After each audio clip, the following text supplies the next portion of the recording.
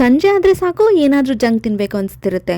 ನಿಮ್ಮ ಜಂಕ್ಗೆ ಈಗಲೇ full stop ಇಡಿ. ನಾನಿವತ್ತು ಹೆಲ್ದಿಯಾಗೂ ಇರಬೇಕು ಹಾಗೆ ರುಚಿಯಾಗೂ ಇರಬೇಕು ಆ ರೀತಿಯಾದಂತಹ ಒಂದು ಅವಕಾಡೊ ಸ್ಯಾಂಡ್ವಿಚ್ ಜೊತೆಗೆ ಪೀನಟ್ ಬನಾನಾ ಮಿಲ್ಕ್ ಶೇಕ್ನು ಅಷ್ಟೇ ಈ ಒಂದು ವಿಡಿಯೋನಲ್ಲಿ ತೋರಿಸ್ತಾ ಇದ್ದೀನಿ.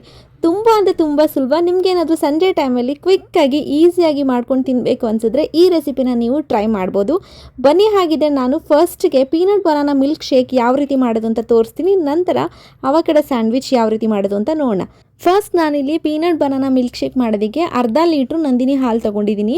ನೀವು ಎಷ್ಟು ಜನಕ್ಕೆ ಮಾಡ್ತಿದ್ದೀರಾ ಅನ್ನೋ ಬೇಸಿಸ್ ಮೇಲೆ ಹಾಲು ಕಡಿಮೆ ಜಾಸ್ತಿ ಮಾಡ್ಕೊಳ್ಬಹುದು.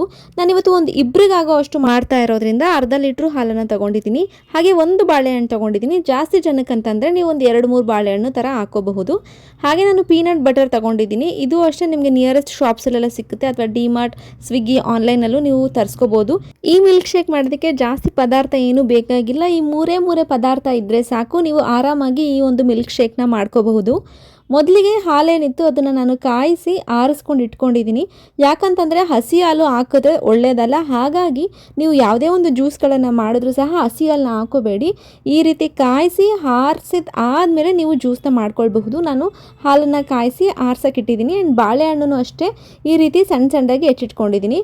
ಈಗ ಹಾಲು ಕಾಯಿಸಿ ಆರಿಸಿದ್ದಾಗಿದೆ ನೋಡಿ, ಇದು ಹಾರಿರೋ ಹಾಲು. ಈಗ ನಾನು ಜ್ಯೂಸ್ ಮಾಡೋದಕ್ಕೆ ಒಂದು ಮಿಕ್ಸರ್ ಆಗಿರ್ಬೋದು ಅಥವಾ ಜ್ಯೂಸ್ ಮೇಕರ್ ಆಗಿರ್ಬೋದು, ಯಾವುದರಲ್ಲಾದರೂ ಸಹ ನೀವು ಮಾಡಬಹುದು.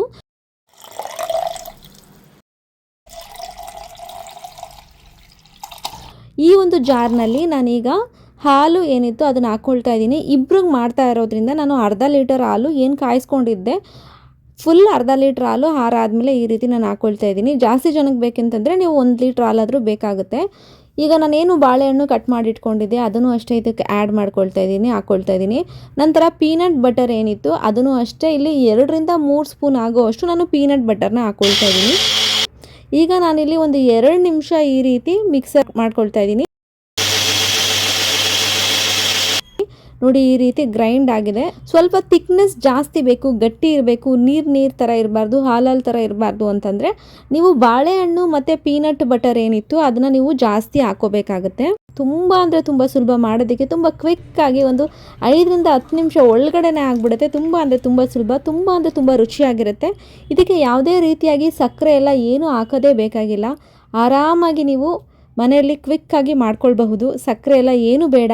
ಈ ಮೂರೇ ಪದಾರ್ಥ ಏನು ಹೇಳಿದೆ ಅಷ್ಟೆಲ್ಲ ನೀವು ಹಾಕಿ ಇಮಿಡಿಯೇಟ್ ಕ್ವಿಕ್ಕಾಗಿ ಒಂದು 5-10 ನಿಮಿಷದಲ್ಲಿ ನೀವು ಆರಾಮಾಗಿ ಮಾಡ್ಕೊಳ್ಬಹುದು. ಇದರ ಜೊತೆಗೆ ನಾನು ಅವಕಾಡೊ ಸ್ಯಾಂಡ್ವಿಚ್ಚು ಅಷ್ಟೇ ಮಾಡೋದನ್ನ ತೋರಿಸ್ತಾ ಇದ್ದೀನಿ. ಬನ್ನಿ, ಹಾಗಿದ್ರೆ ಅವಕಾಡೊ ಸ್ಯಾಂಡ್ವಿಚ್ ಯಾವ ರೀತಿ ಮಾಡೋದು ಅಂತ ನೋಡೋಣ. ಅವಕಾಡೊ ಸ್ಯಾಂಡ್ವಿಚ್ ಮಾಡೋದು ತುಂಬ ಅಂದರೆ ತುಂಬ ಸುಲಭ. ನಾನಿವತ್ತು ಅದಕ್ಕೆ ಬ್ರೆಡ್ ತೊಗೊಳ್ತಾ ಇದ್ದೀನಿ. ಆ ಬ್ರೆಡ್ ನಿಮಗೆ ಎಷ್ಟು ಬೇಕು ನೋಡ್ಕೊಳ್ಳಿ, ಎಷ್ಟು ಜನಕ್ಕೆ ಮಾಡ್ತಾ ಇದ್ದೀರಾ ಅನ್ನೋ ಬೇಸಿಸ್ ಮೇಲೆ ನೀವು ತಗೊಳ್ಬಹುದು. ಜೊತೆಗೆ ನಾನಿಲ್ಲಿ ಅವಕಾಡೊ ತೊಗೊಳ್ತಾ ಇದ್ದೀನಿ, ಅಂದರೆ ಬಟರ್ ಫ್ರೂಟ್ ಅಂತಲೂ ಕರಿತೀವಿ, ಬೆಣ್ಣೆಹಣ್ಣು. ಇದನ್ನು ಅಷ್ಟೇ ನಾನು ತೊಗೊಂಡಿದ್ದೀನಿ. ಫುಲ್ ಹಣ್ಣಾಗಿರಬೇಕು. ಈ ರೀತಿ ಹಣ್ಣಾಗಿದೆ. ತುಂಬ ಅಂದರೆ ತುಂಬ ಸುಲಭ ಮಾಡೋದಕ್ಕೆ. ಈಗ ನಾನು ಅವಕಾಡೊನ ಈ ರೀತಿಯಾಗಿ ಸಣ್ಣದಾಗಿ ಹೆಚ್ಚಿಟ್ಕೊಂಡಿದ್ದೀನಿ. ನೋಡಿ, ಈ ಒಂದು ಸೈಜ್ನಲ್ಲಿ ಸಣ್ಣದಾಗಿ ಹೆಚ್ಚಿಟ್ಕೊಂಡಿದ್ದೀನಿ. ಇದನ್ನು ನೀವು ಪೇಸ್ಟ್ ಥರ ಮಾಡಿನೂ ಹಾಗೆ ಇಟ್ಕೊಳ್ಬಹುದು. ನಾನು ಈ ರೀತಿ ಸಣ್ಣದಾಗಿ ಹೆಚ್ಚಿಟ್ಕೊಂಡಿದ್ದೀನಿ. ಪೇಸ್ಟ್ ಮಾಡಿಕೊಂಡ್ರೆ ಇನ್ನೂ ಸುಲಭ ಆಗುತ್ತೆ.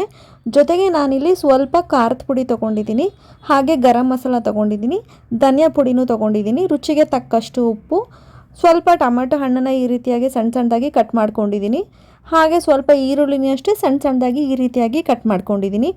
ಬ್ರೆಡ್ ನಾನು 0 ಮೈದಾ ತೊಗೊಂಡಿದ್ದೀನಿ, ಅಂದರೆ ಮೈದಾ ಇರಲ್ಲ ಇದರಲ್ಲಿ, ಗೋಧಿ ಹಿಟ್ಟಿಂದ ಮಾಡಿರುವಂತಹ ಬ್ರೆಡ್ ತೊಗೊಂಡಿದ್ದೀನಿ. ಹೆಲ್ತ್ಗೆ ತುಂಬ ಒಳ್ಳೆಯದು. ಹಾಗಾಗಿ ಈ ಒಂದು ಬ್ರೆಡನ್ನು ಬಳಸ್ತಾ ಇದ್ದೀನಿ. ಈಗ ಒಂದು ಪಾತ್ರೆಗೆ ಅವಕಾಡೊ ಬಟರ್ ಫ್ರೂಟ್ನ ನಾನೇನು ಸಣ್ಣದಾಗಿ ಹೆಚ್ಚಿಟ್ಕೊಂಡಿದ್ದೆ ಅದನ್ನು ಹಾಕ್ಕೊಳ್ತಾ ಇದ್ದೀನಿ. ನೀವು ಪೇಸ್ಟ್ ಮಾಡಿಟ್ಕೊಂಡಿದ್ರೆ ಪೇಸ್ಟ್ನ ಡೈರೆಕ್ಟಾಗಿ ಹಾಕೋಬಹುದು. ಈಗ ನಾನು ಸಣ್ಣದಾಗಿ ಹೆಚ್ಚಿಟ್ಕೊಂಡಿರುವಂತಹ ಈರುಳ್ಳಿ, ಹಾಗೆ ಸಣ್ಣದಾಗಿ ಹೆಚ್ಚಿಟ್ಕೊಂಡಿರುವಂಥ ಟೊಮೊಟೊ ಹಣ್ಣು, ಜೊತೆಗೆ ಸ್ವಲ್ಪ ಖಾರದ ಪುಡಿ ಇಷ್ಟನ್ನು ಹಾಕ್ಕೊಂಡು ಗರಂ ಮಸಾಲ ಹಾಗೆ ಧನಿಯಾ ಪೌಡರ್ ಒಂದು ಅರ್ಧ ಸ್ಪೂನ್, ಕಾಲು ಸ್ಪೂನ್ ಹಾಕ್ಕೊಂಡ್ರೆ ಸಾಕಾಗುತ್ತೆ.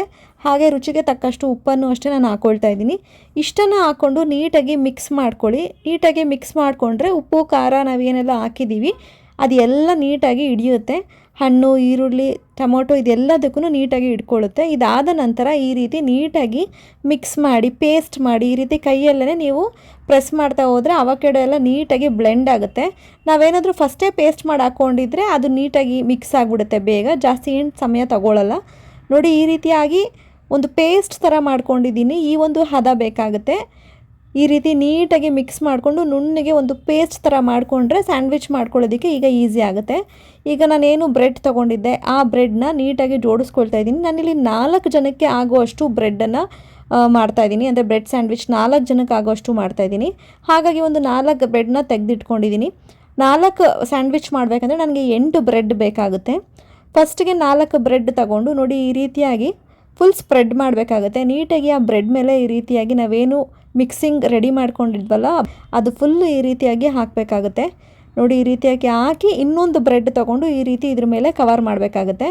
ಒಂದು ಸ್ಯಾಂಡ್ವಿಚ್ ಮಾಡೋದಕ್ಕೆ ಈ ರೀತಿಯಾಗಿ 2 ಬ್ರೆಡ್ ಬೇಕಾಗುತ್ತೆ. ಇದೇ ರೀತಿಯಾಗಿ ನಾನು 4 ಸ್ಯಾಂಡ್ವಿಚ್ ಮಾಡ್ತಾಯಿದ್ದೀನಿ. ಅದಾದ ನಂತರ ಈಗ ಇನ್ನೊಂದು ಬ್ರೆಡ್ ತೊಗೊಂಡು ಸೇಮ್ ಅದೇ ರೀತಿ ಮಾಡಿಟ್ಕೊಂಡಿರುವಂತಹ ಪೇಸ್ಟ್ ಮಿಶ್ರಣನ ಈ ರೀತಿಯಾಗಿ ಬ್ರೆಡ್ ಮೇಲೆ ಹಾಕಿ ನಂತರ ಇನ್ನೊಂದು ಬ್ರೆಡ್ ತೊಗೊಂಡು ಈ ರೀತಿಯಾಗಿ ಕ್ಲೋಸ್ ಮಾಡಿಡ್ತಾ ಇದ್ದೀನಿ. ಇದೇ ರೀತಿಯಾಗಿ ನಾನು 4 ಬ್ರೆಡ್ ಈ ರೀತಿಯಾಗಿ ಮಾಡ್ಕೊಳ್ತಾ ಇದ್ದೀನಿ.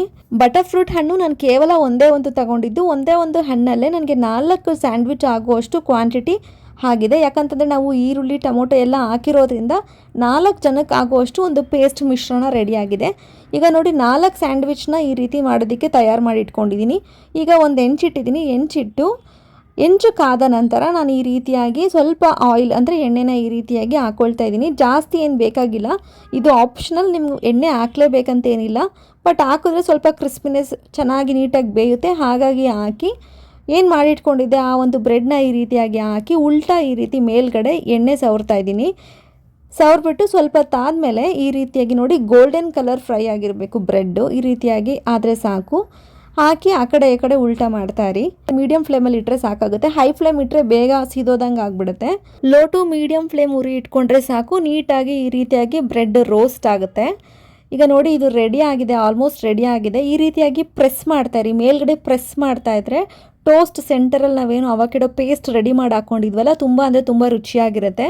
ಈಗ ರೆಡಿ ಆಗಿದೆ. ನಾನು ಇದನ್ನು ಒಂದು ಪ್ಲೇಟ್ಗೆ ಶಿಫ್ಟ್ ಮಾಡ್ಕೊಂಡಿದ್ದೀನಿ. ಇದೇ ರೀತಿಯಾಗಿ ಮಿಕ್ಕಿದ ಎಲ್ಲನೂ ನಾನು ಇದೇ ರೀತಿಯಾಗಿ ಟೋಸ್ಟ್ ಮಾಡ್ಕೊಳ್ತೀನಿ. 2 ಕಡೆನೂ ಈ ರೀತಿಯಾಗಿ ಗೋಲ್ಡನ್ ಬ್ರೌನ್ ಬರೋ ಥರ ಸೇಮ್ ಪ್ರೊಸೀಜರ್. ಬಟ್ ಈ ರೀತಿ ಪ್ರೆಸ್ ಮಾಡ್ತಾ ಇದ್ರೆ ನೀಟಾಗಿ ಅದು ಕಂಪ್ರೆಸ್ ಆಗಿ ತುಂಬ ಅಂದರೆ ತುಂಬ ರುಚಿಯಾಗಿರುತ್ತೆ. ನೋಡಿ ಈಗ ಅವಕೆಡೋ ಸ್ಯಾಂಡ್ವಿಚ್ ರೆಡಿಯಾಗಿದೆ. ಸಾಮಾನ್ಯವಾಗಿ ನಾರ್ಮಲ್ ಎಲ್ಲ ಥರ ಸ್ಯಾಂಡ್ವಿಚ್ ಮಾಡ್ಕೊಳ್ಳೋದಕ್ಕಿಂತ ಈ ರೀತಿ ಬಟರ್ ಫ್ರೂಟ್ ಹಾಕಿ ಮಾಡ್ಕೊಂಡ್ರೆ ನಿಮಗೆ ಪ್ರೋಟೀನ್ ಇರುತ್ತೆ, ಆರೋಗ್ಯಕ್ಕೆ ಬೇಕಿರುವಂಥ ಒಂದು ಒಳ್ಳೆ ಗುಡ್ ಫ್ಯಾಟ್ ಇರುತ್ತೆ. ಇದು ತುಂಬ ಅಂದರೆ ತುಂಬ ಆರೋಗ್ಯಕ್ಕೆ ಒಳ್ಳೆಯದು. ನೀವು ಗೂಗಲ್ ಮಾಡಿ ನೋಡಿ ಬೇಕಿದ್ರೆ ಅವಕೆಡೋ ಬಟರ್ ಫ್ರೂಟ್ ಆರೋಗ್ಯಕ್ಕೆ ಎಷ್ಟು ಒಳ್ಳೆಯದು ಅಂತ. ಈ ರೀತಿಯಾಗಿ ಸ್ಯಾಂಡ್ವಿಚ್ ಮಾಡ್ಕೊಳ್ತೀನಿ. ಸಂಜೆ ಟೈಮಲ್ಲಿ ಜಂಕ್ ತಿನ್ನೋದಕ್ಕಿಂತ ಈ ರೀತಿ ಸ್ಯಾಂಡ್ವಿಚ್ ಮತ್ತು ನಾನು ತೋರಿಸಿರುವಂತಹ milkshake, peanut banana milkshake ಮಾಡ್ಕೊಂಡು ಕುಡಿದ್ರೆ ತುಂಬ ಅಂದರೆ ತುಂಬ ಚೆನ್ನಾಗಿರುತ್ತೆ. ಇದೆರಡಿಗೂ ಕಾಂಬಿನೇಷನ್ ಅಂತೂ ಸೂಪರ್ ಆಗಿರುತ್ತೆ.